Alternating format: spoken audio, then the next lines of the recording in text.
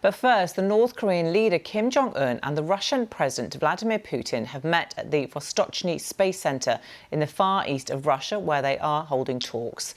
A video of the two men meeting and shaking hands was published on the Kremlin's official Telegram channel.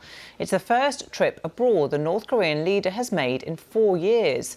Further video was shared showing the pair touring the Vostochny Space Center. The US believes Mr. Kim is preparing to sell Russia the ammunition and artillery it needs for its war in Ukraine. In return, he's expected to ask Mr. Putin to share advanced weapons technology.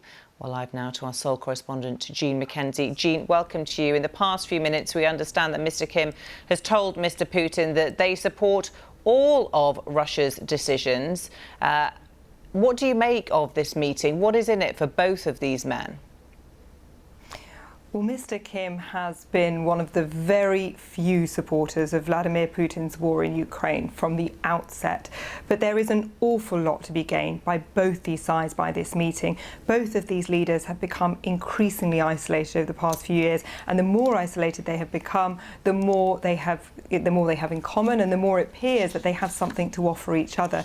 As you said, the United States certainly believes that they are meeting to finalise an arms deal, that North Korea is preparing to sell Mr. Putin the weapons that he needs to continue fighting his war in Ukraine. In return, Mr. Kim is expected to ask Mr. Putin to hand over advanced pieces of weapons technology that will help him make progress in his own nuclear weapons program. And we know that one area where Mr. Kim is really struggling to make progress at the moment is with his space program.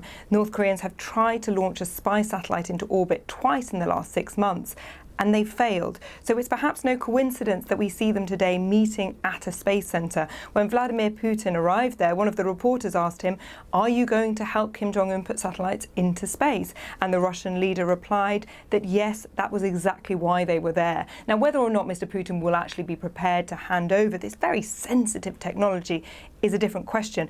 But he's certainly sending a signal to the United States and to the West that he is prepared to help Kim Jong Un.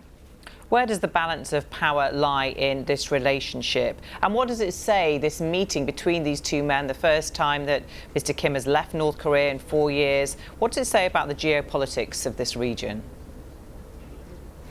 Yeah, Mr. Kim doesn't leave North Korea lightly or often, as you say. And actually, the last time that he left the country was to meet Vladimir Putin in Vladivostok back in 2019. But then the circumstances were very, very different. Talks between the United States and North Korea, between Donald Trump and Kim Jong Un, had just broken down. And Kim Jong Un was on his way to meet Vladimir Putin to show that he had other friends, other people he could talk to. But really, Vladimir Putin's message was to get Kim Jong Un to denuclearize. Now, as you say, the two leaders have just become so isolated. They have very few friends between them, and they are having to lean on each other. I think the relationship in some sense is quite balanced because they both have something that the other wants. North Korea has the weapons that Russia wants. Russia has the technology that North Korea wants. But on a more basic level, North Korea needs food, it needs oil, it needs money, because the sanctions that are imposed upon it are really starting to bite. And these are two sanction-hit countries that are now desperate. OK, Jean in Seoul, thank you for the update.